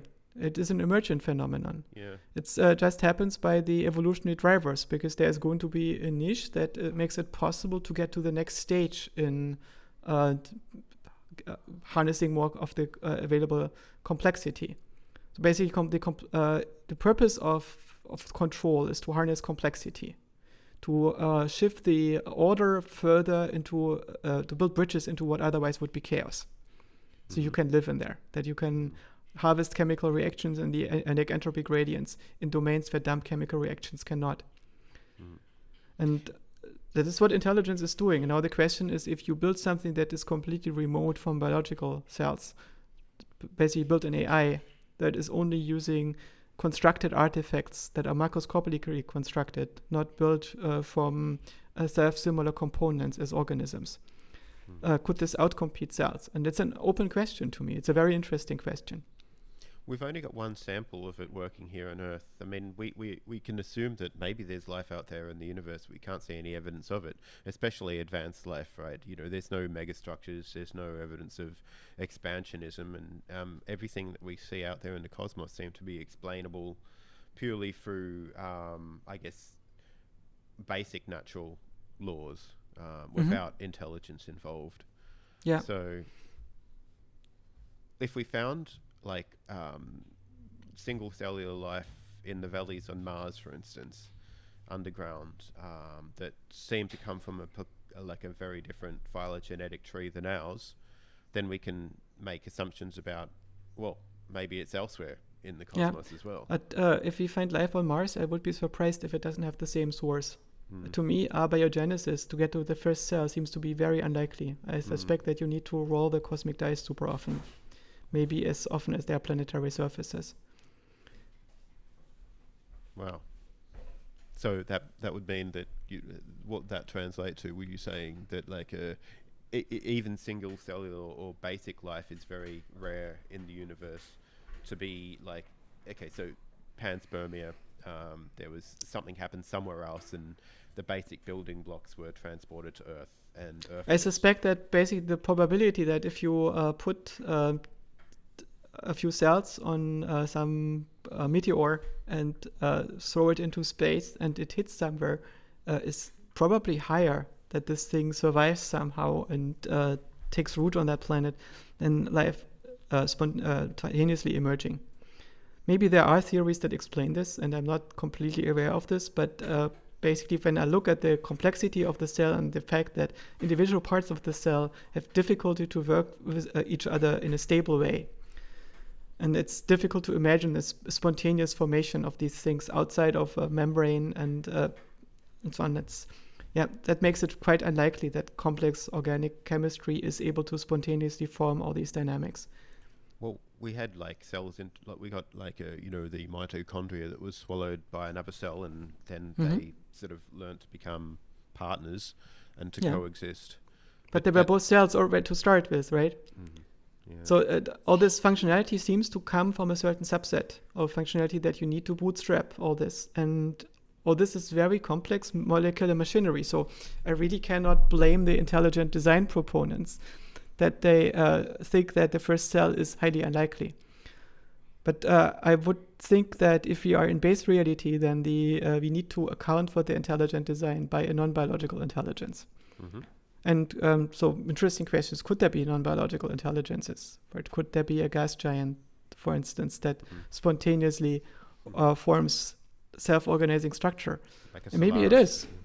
Yeah, so imagine you have a thing where you have, atmospheric storms, and these atmospheric storms create magnetic fields because the clouds have metal particles in them. And this means that some clouds are going to move differently from other clouds depending on how they react to these magnetic storms. And then at some point you have a self-organizing system. And if you let this fester for a few million years, maybe it self-organizes more and more feedback loops until it becomes sentient. And then it realizes, oh my God, I am alone. It's not going to suffer from this because it's not evolved to feel bored if it's alone. But maybe it finds it interesting to populate other planets with intelligence. And then it constructs the first cell as a von Neumann probe. Right, this is pretty out there. every direction as possible. Yeah, so maybe this is how it happened. Maybe we should ask Jupiter what we are doing here. Mm-hmm. That'd be awesome. Wow. So, category learning and categorical perception, these are some things you've done some research on. Is that correct? Yeah, a little bit, but it's nothing very special. Basically, if you do supervised learning, it means that you are training to recognize categories and patterns. And in unsupervised learning, you can try to identify minimal structure that explains the majority of the phenomena. And this minimal structure, if you try to separate it into orthogonal features, then these features can be understood as categories under certain circumstances. So I mean, have we got category like learning correct in AI, or do you think it like in certain ways it can go a lot further? The general form of a model, in my view, is a set of parameters. Each of these parameters can have a set of possible values. And between the parameters, you have constraints, which say if this parameter has one of the following values, then it's going to dictate the following possibilities for the following other parameters. And as a result, you get a very big computational structure. And if you now take some of these variables and fix them to sensory input, for instance, to the things on your retina, then this means that this forces the internal states of that model into particular configurations, right? And this is going to take some time until all the information travels through this, and then you can create a feedback and use this feedback to predict the next set of sensory patterns. So you have some continuous oscillation that goes through the entire model and is going to regulate against the disturbances by a perceptual process and against the disturbances by a motivational process, for instance, by the needs of an organism. Mm-hmm. Right, so you can't imagine that you have just a system that is not doing anything but surprise minimization. It's going to try to predict the dynamics of the parts that it can control and those that it cannot control by changing the parts that it can control. And categories are a certain way to talk about some of the hidden states in there. Mm-hmm. Right. I mean, they're useful. Yes, and so the question is more or less, is this the best way to talk about these hidden states? It's probably a pretty good way to talk about some of these hidden states. Are they necessary under many circumstances? They probably are, not for all. So there are some systems which are, in some sense, computationally irreducible, where you wouldn't have categories, where you just have more or less continuous features that are propagated through the system that you cannot abstract very well. But our own mind has a strong bias to find abstractions. And part of that is because we want to communicate them to others and we want to make plans over them. Yeah, I mean, it's not computationally feasible to like see everything as a gradient. We just don't have enough headspace to do that. Yeah, but we know that the difference between, say, a wolf and a dog is somewhat contrived, right? At some point, there is it's not clear where the wolf ends and the dog begins. And in some circumstances, it makes sense because a wolf is a tame dog. Sorry, the other way around. The dog is a tame wolf. And you can breed dogs in ways that make them quite unwolf-like. So you could say that both of them are canines, and now you have a category that is quite different from felines and slightly more clear-cut, but it's difficult to identify for a normal observer what the clear-cut distinction is, because you have to go back to an ancestral tree and look at the phenomenon of dogs and cats over a very long time to understand the fundamental design differences, which are after all quite subtle. And so when people made the distinction between cats and dogs, they probably did this indexically, so they could point at this and say, this is the difference that we propose, but it's nothing that an individual would discover in their own lifetime. You can discover this when it's suggested to you, and when you dig down, you get to the foundations in the sense that you understand the reasons for the differences that you observe and the classifications that you make. So in this sense, category is a useful concept. Yeah, it's certainly very useful. I mean, I can imagine it being useful to like have sort of superimpose the idea of like just categories with very sharp divisions and wide distinctions between them, and then have, you know, the idea of like gradients between them superimposed on top for when you need it.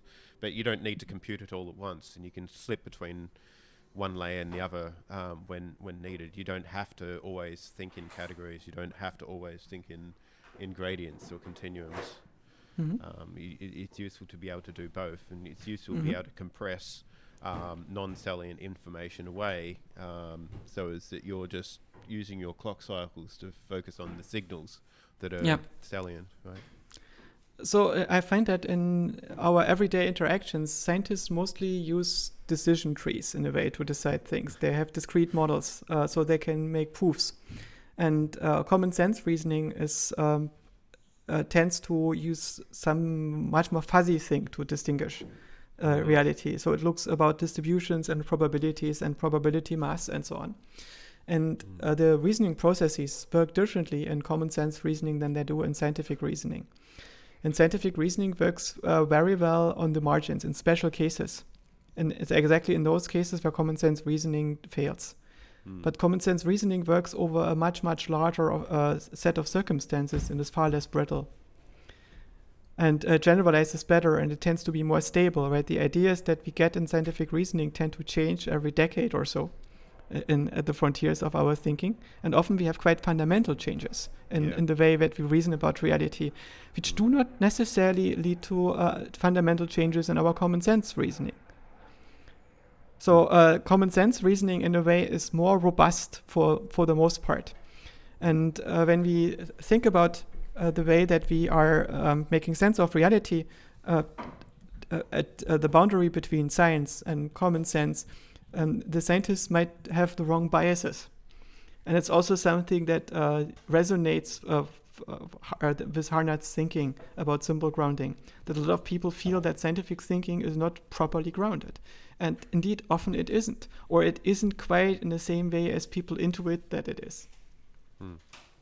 It sounds like to me common sense is more at the level of wisdom, and it's wisdom that is sort of caged from understanding and understandings previous.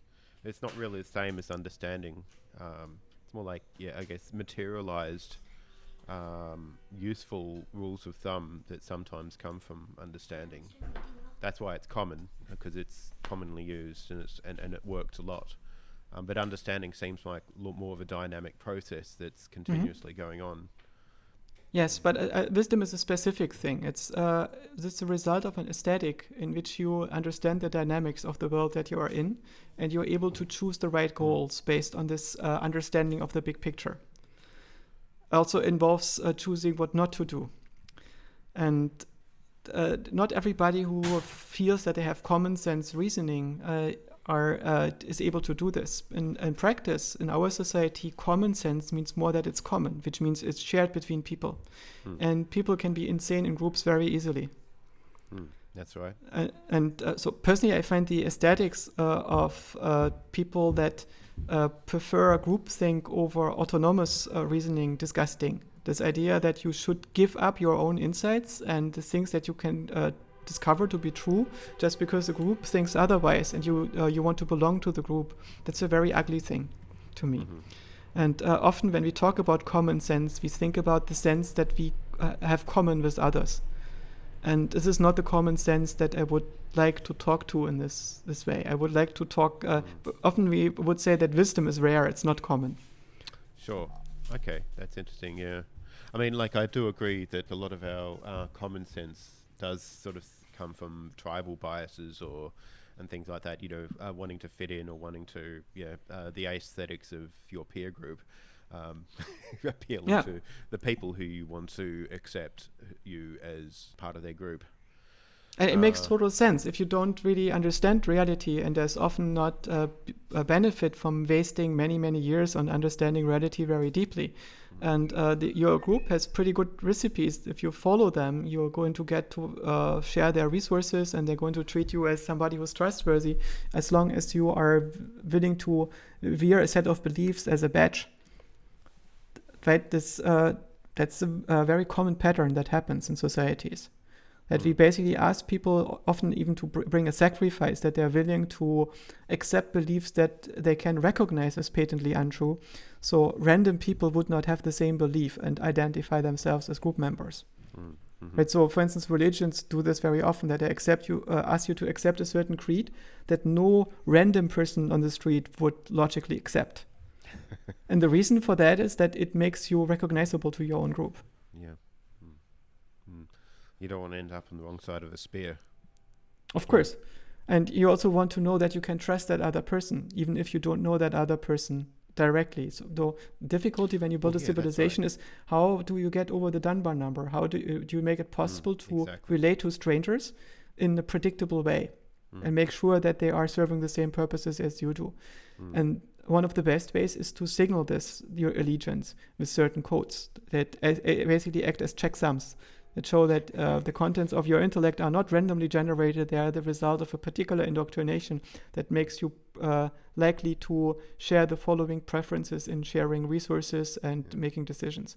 Makes it much easier to cache a whole heap of cardboard cutouts of everybody who believes in religion X when there's millions of people to deal with, because we can't fit everybody in our own heads.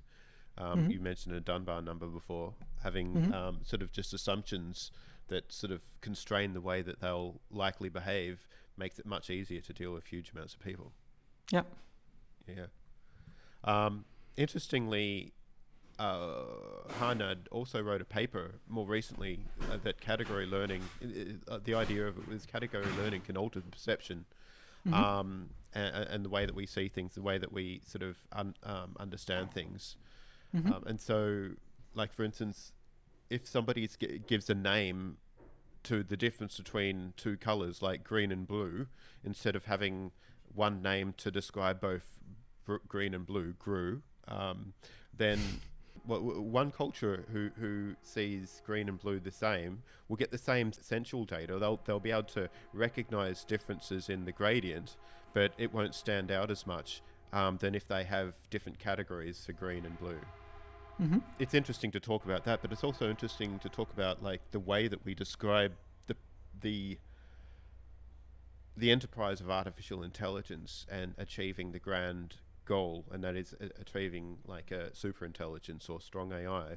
But there's different words, and I'm just wondering about your view on the differences. Well, the idea of general intelligence. People say that as soon as we achieve general intelligence, that's it. We'll have super intelligence, but I don't necessarily see that as the case. Um, and like a lot of people think that general intelligences will have intelligences with understanding, sort of somewhat equivalent to ours, come along for the ride. So let's first talk about the category of general intelligence. Yeah. I think intelligence is the ability to make models. It's not that's not wisdom. It's not cleverness. It's not rationality. It's just modeling capacity, and it typically happens in the service of a control problem. A system that controls something needs to implement a model of what it controls that is isomorphic to the system dynamics that it's controlling. And so this is what intelligence might be for, but very often when you have a problem with regulation, you compensate this with making more elaborate models. Right? So many highly intelligent people, the reason why they waste so many resources or use so many resources on analytic thought and on modeling is because their regulation is so bad. So they try to understand the circumstances, for instance, in which their regulation is bad, or the reason why it is bad, and then or how to compensate for this by acquiring special domain-specific skills. So, for instance, allow them to earn a lot of money that makes up for the fact that they don't get along with their neighbors. Right. So, and yet, in some sense, hypertrophied intelligence is often a prosthesis for lack of regulation, the same way as high emotional sensitivity can be a prosthesis for a lack of analytical understanding. Yeah. It's basically a question of how do you allocate resources. General intelligence, in my view, is the result of having to solve a control problem that is so general that it requires you to become sentient. And that means that some control problems require you to understand the type of universe that you can possibly be in and the conditions on which you exist in it and the way that you work on that universe. So you can improve those factors and factor them into the outcomes of your models, right? So you can control for them. And so this is a very simple operational definition of general intelligence that in some sense is feasible. There is a deeper one that is, I think that if you are building a system like Turing suggests, where you want when you make a Turing test, and you know that the system needs to be at least as smart as you are, and you are at least smart enough to build a system that is intelligent, right? So the question that you should ask that system is, how do you build AI? If that system is able to explain how it works, I think it has mastered a certain test. If it can explain to you what intelligence is, what itself is, right, then it doesn't make sense to claim that it's not intelligent. But you can imagine these explanations already exist in text form somewhere. So we could have like, a chatbot just mining text and spitting out based on questions like that. And, for instance, like GTP3 could come back and give you the definition for artificial general intelligence, except maybe reword it in a sort of way and take sort of examples from various different places. Read Shane Legg and Marcus Hutter's sort of paper on different sort of like definitions of intelligence and spit Yeah, something out. so from you that. would It need to sound be really able to interesting. ask the system how to implement that. And if it comes back with an implementation that is testable, right? Fine. Then yeah. Maybe yeah. it's able to integrate over the information in a way that you could not. But the rub is, of course, to understand this answer and to check whether it's given the correct answer. You need to understand what intelligence is. So you need to be generally intelligent to administer this kind of general Turing test. But you see, the word the word general intelligence comes from psychology and the way that they test performance in humans, and this is very behavioral, in a sense. It's stopping right down the black box approach to what's going on inside of human mind, whether they're smart enough to be able to I guess learn across a variety of environments and solve problems across a variety of domains. So I mean, that's very behavioral, but it doesn't really necessarily indicate that we should be looking underneath the hood or looking at more of the upstream causes of the behavior of generality. You see, you could have the semblance of generality come from just a very interesting chatbot. It could appear general, especially in a limited sort of testing environment of just having a screen with text on it. You don't get to see it. So let's sit down with the system and discuss the differences between a chatbot and a general intelligence system. So for instance, let's discuss the difference between green and blue and its nature. And I'm not sure that Harnett is generally intelligent in this sense when he makes this distinction. In my view, colors are an aspect of the way in which we make sense of physics, and we don't make sense of physics in the way as we do in physics, where we have quantum mechanics and so on, but in the very simple way where you want to explain your perceptions. And you can explain all your perceptions via a physics engine that is mostly Newtonian, and that is mapping everything that you can see, hear, and touch on a region in a dynamics free space.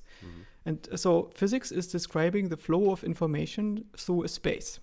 And the space is simply a set of locations that are discernible and that can hold information, and through which information flows on trajectories. Right? The structure of the space, the topology of the space, is the integral over all the trajectories along which information can flow. Right, Newtonian physics, yeah. Yes, it's also true for all other physics. All physics describes the flow of information between locations. And there are two different types of information. And it turns out that also, in some sense, your feelings describe information. There are additional dimensions to that. But you experience feelings typically as something playing out in your own body map, which is a space. And they're mapped into this body map to make them distinguishable from each other by our perceptual system when it talks to your symbolic mind. And you feel expansion and contraction and pressure and so on. And expansion and contraction and pressure all describe the flow of information or derivatives of the flow of information. And then we, in addition to this, have valence, which is a parameter that relates to your need dimensions, which tells you how desirable or undesirable a certain thing is. And you also have color, and this color is a stationary property of visual information, right? And you can describe color as a polar coordinate. It's usually in intensity and in angle, and the angle can play out on intensity in multiple dimensions, and this describes different color spaces as a result. And the reason why it's represented as an angle is probably because it's represented with oscillators. If you neurons are very good at forming oscillators, and so if you want to encode a color space, the natural way of doing so is basically to use harmonics in an oscillator. And that's why colors form octaves. They form a circle. And the same thing is true for sound. There is a similarity between the pitch perception and the color perception. And the similarity is so large that when you are a synesthete, you realize that they are functionally the same thing.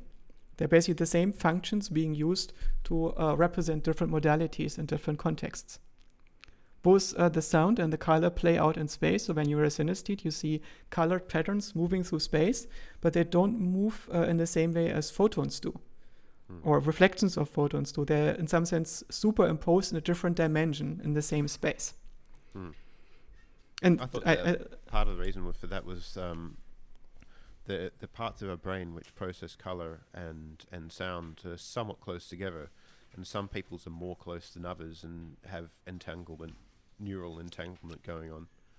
I suspect it has more to do with the way attention works. You're normally not getting experiential access at low-level sound processing. And if you do, then you will perceive the colors of the sound. It's also the reason why many drugs have the property that they induce synesthesia. It's not because they change the alignment of the brain areas and move them closer together. It's because they give you experiential access to parts of your brain that you normally cannot get conscious access to. So you integrate these experiences into your mental protocol and thereby become conscious of them. Right, but you normally filter out. Yeah. No, you don't need them. So you basically don't integrate them into the model because they work automatically just fine. And basically these colors are not necessary for distinguishing the sound. You use abstractions over the properties of sound in the most part to make sense of them. Versus when you do vision, the color is often an important distinctive property. Color is what, for instance, green is what all objects that can appear green regardless of the lighting have in common. And blue is what all the objects that can appear as blue have in common when you correct for lighting. So it's something that is an invariance in objects, somewhat independent of the lighting. And this makes it different from a measurement of a wavelength, because the wavelength depends on the lighting. So it's not directly the measurement that your green and blue cones do on the retina, but the dimensions of the color space are dictated by the number of different types of color receptors that you have on your retina, right? If you had more, then you could perceive color in more dimensions. So the difference between green and blue is in some sense a relational one. It's the type of feature. This is one of it. It's a stationary information feature, similar to texture that you can touch, but it is too finely resolved to basically structurally resolve it. But it's homogeneous, unlike texture. Texture has homogeneity that you can distinguish, and it's can be organized in a polar coordinate representation, and it's an embedding over certain types of objects. And this makes it very, very distinct. So you will have difficulty to not associate red with blood, because blood is in the context of the objects that can appear red, and it's much harder to associate blue with blood. And the semantic properties, for instance, that red looks like a color that is hot versus blue looks like a color that is cold, is precisely because of these dimensions that are associated with the objects that typically are red versus the objects that are blue. Fascinating. There could be ways in which we define the problem or define the category of problems that we need to solve so that we more efficiently solve them. Not just more quickly, but more thoroughly and more qualitatively better. So when I think of general intelligence, I think, well, let's just focus on the behavioral output of AI. You know, it doesn't necessarily mean that we don't open the hood and find out what the upstream causes are for the general output. But if we sort of focused in and tried to define different categories of AI that we need to solve in order to achieve superintelligence, one of them which I thought was quite interesting is machine understanding. I'm not saying that understanding in its folk usage tracks what it should be if there was an ideal understanding to track to, or what's actually really going on inside our brains as an instance of understanding. But it just sounds like it's a closer common definitional term than generality would be to what the goal of AI or one of the important goals of AI should be. I think the generality implies that you are able to make models in general. So within certain constraints of learnability, and our universe is learnable because it's a controllable universe, you should be able to make all these models. And it seems, for instance, that it's not obvious what types of models cannot be made by the transformer beyond reaching far and so on. So it's clear that there are limits in the encoder and decoder, but the type of model that is being made seems to be potentially a general model. And the understanding that we require humans to make is that they are able to make exhaustive sense of their sensory data. So they are able to entrain their brain with a physics mesh engine, like in a computer game, that generates a virtual reality that is modeling the dynamics of the objects in the room that they are in, and how to transition from one room to another, and how to generalize over the things that happen in this room, and how to learn how to talk about the things that happen in this room, and how to attribute agency to other agents in this room, and model their mental states when they observe the room, and so on, right? But it's if you look at this, it's just a lot of stuff. It's not there is no miracle going on in the entire thing. And so an important question is, can we make that understanding comprehensive? So are you able to make sense of everything that you're entangled with and all your affordances? And can you make it real time? I guess it'd be hard to have a real time understanding of everything that's going on at the same time. But that's part of understanding, is understanding the salient aspects of reality around you so that you can achieve your goals. But the interesting thing is, what are your goals? And in us, the goals are the result of extrapolating or integrating over our needs over long time spans. When we are an infant, we have only very short reaching goals, or no goals at all, just action tendencies. And we form goals when we can anticipate future situations and see them as desirable or undesirable. And we can envision the paths that get us from the present situation to these future situations, and how our actions are going to influence these paths. This is all required before you can formulate a goal in your own mind. And when you integrate over goals over a long time, you can have purposes. And then at some point you realize the way the world plays out, and this puts constraints on your goals and purposes. So once you have this model of how the world works in general, you have an aesthetic. And within that aesthetic, you can form coherent goals. Right? As you can only talk about ethics, for instance, if you understand how the world plays out in a very long time span, because your moral intuitions don't mean anything before you are able to understand the consequences of what you're doing. So for instance, I'm unable to judge whether building strong artificial intelligence is ethical or unethical, because I'm unable to see how it plays out. There's also this difficulty that I am part of a world that largely doesn't care about what I think. So my own actions in this world with respect to building AI are not going to make that much of a difference. And it's much more interesting for me at this stage to understand what's likely going to happen and what the consequences are. And one of the main reasons for me to be close to the people that build AI and try to contribute to this is I want to be very close to this epicenter of the most interesting philosophical project that humanity has ever undertaken. Absolutely. Me too, which is why I'm interviewing you, by the way, which I find your stuff is so interesting. Look, we've been talking for a while now, but just a couple of questions I thought I might sort of lay on you. I'm going to be interviewing John Horgan. Have you, you know him? Have you read his book, The End of Science? I don't buy it.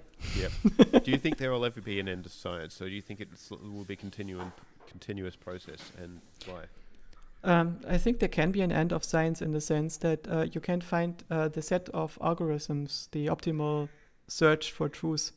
And once you find that algorithm that optimizes the search for truth in the general case, there is nothing that's left for you to do but to follow the algorithm, which is probably very boring. You can leave this to machines.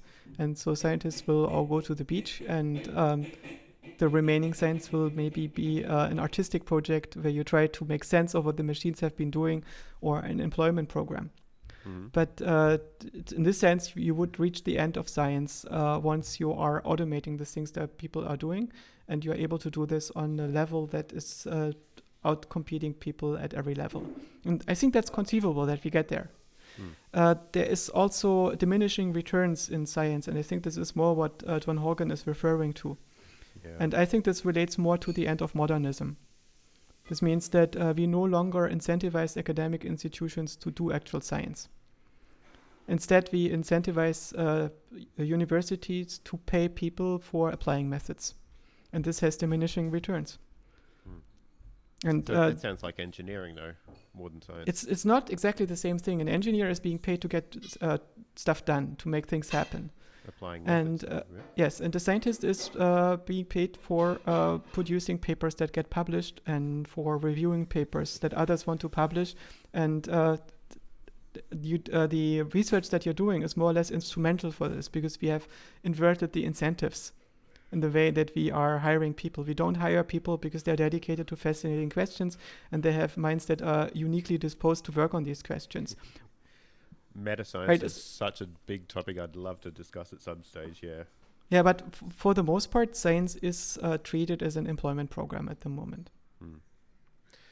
What currently untestable theories that excite you that may be testable with future technology or advanced, which ones excite you that we can't prove are real now, that we can't sort of falsify even? Do you think that at some point in the future, practically falsify, because we just don't have the tools to measure or to investigate the universe at the level we need to? So what currently untestable theories excite you that may be testable by science in the future? One of the most interesting things is in physics. So foundational physics is still unsolved, right? We don't have a unified theory. And the question is, if we look at the history of physics, that's like 160, 170 years old only. And is physics really much, much harder than Go? Go has been played for more than 2,000 years, and when we set a machine learning system on this, it's able to discover in the span of hours that humans have moved into local optimum in solving Go. And it's possible to get out of this local optimum and play better Go than people ever could. But this is big. Can we build a system that is able to play better physics than people ever could? And I don't see a reason why that should not be the case, right? So if you build a machine that is trying to find unifications that give predictions that are compatible with the standard model with some epsilon that is already known, and we know that the standard model is correct with some epsilon within some boundary, do we find a more compact representation about what's going on there? And I suspect that this is the case. And I also suspect that the family of models that we are going to find are going to be computable models, which means automata model of the universe. And at the moment, computational physics is like a niche discipline. A few years ago, I did a small survey among a group of foundational physicists at a conference, and I think about 6% felt that they were completely committed to this idea of computational physics, which means it was already a growing trend, and I think it's going to continue to grow. And again, I might be wrong. Maybe my understanding of Gödel's proof is wrong, and Penrose's idea is correct, and Penrose believes that human minds can do things that computers cannot do, and physics need to enable human minds. So physics needs to be able to do more than computers can do. And maybe consciousness is enabled by the parts of physics that computers cannot do. And of course, everything that we know in physics is computational, except we don't have a good theory for quantum gravity. So Penrose gets drawn to quantum gravity when he tries to explain consciousness, because it's the only part that is unknown. But what is the chance that quantum gravity is the non-computational thing? Except if you understand that basically mathematics is the domain of all languages and computation is the part that works. Quantum gravity works too, right? It needs to be computational at some level. So to me, this foundational physics thing is super exciting. And I suspect that we will see deep learning approaches to physics in the next decades that are going to possibly make big progress. Another question is quantum computing. Quantum computing has been around the corner since the 1980s. And in some sense, we now have experimental quantum computers that under some circumstances are able to make computations about quantum mechanical systems. So they mostly compute quantum theory, which is a little bit fishy, right? They don't do really things that you cannot do with classical computers, except for describing a theory that explains the difference between quantum computers and classical computers. Maybe the issue is in the way we formulate the theory. Right, so maybe if we fully discretize the time dimension in quantum mechanics, what happens then? And I don't know that, but the idea of quantum computing is in some sense that the particle universe is inefficiently implemented on the quantum universe. Quantum computers are not possibly breaking the Church-Turing thesis in the sense that all computational systems are equivalent. If quantum computers are able to perform things that are in a different computational class than what classical computers can do, it just means that there is a substrate universe that runs more than polynomially faster than the particle universe. So basically, it means the particles are inefficiently implemented on the substrate. And quantum computers, the idea is that somehow we can bypass the particle universe to directly access the substrate not fully, but at least to such a degree that we can harvest some computations from the substrate that could not be done with particles. Yes. Right, with particle computers. This is the idea. And it's so far an untested or an open question that is being in the process of being tested. We don't know that. It's very exciting. Yeah. I'm still willing to bet against quantum computing at this point, because I think the people that are championing it are strongly incentivized to say that it's possible, because all their research and funding depends on it. And if you look at the funding that they get, it's relatively small. If quantum computing works, it should be worth many hundreds of billions of dollars. And they don't get that funding right now, which means that the bet that even Google is making on this is relatively small, given that the funds that Google has available in the piggy bank is not using. So it's basically humanity makes a relatively small bet on quantum computing, despite our Scientific American rating that it's pretty certain that it's going to work.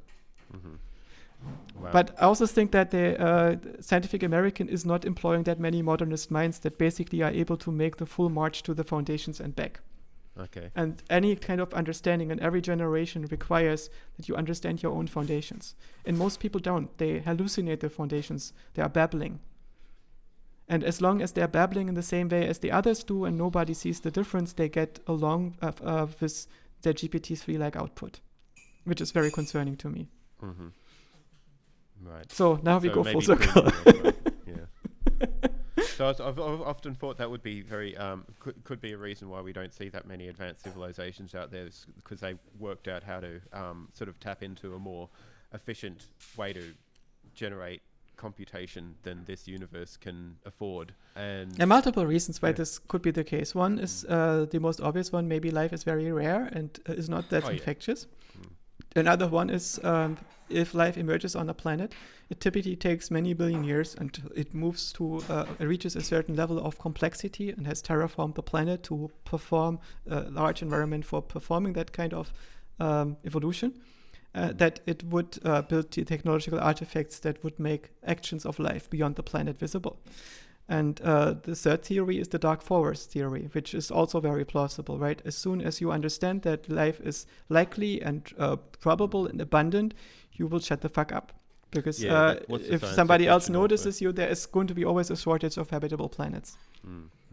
But the idea that like there's such a strong attractor to piping into something more fundamental about, the whatever substrate this universe sort of floats upon, this inefficient universe that we live in, maybe the strong attractor is that there's a better way to compute outside of this universe, and that we find a way to sort of pipe into that and do something more interesting somewhere else. But of course, it means ascend. It's not outside our universe. It just means it's our understanding of the same universe that allows us to do more with it, right?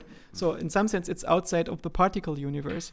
And the particle universe is outside of the experiential phenomenal universe that we have.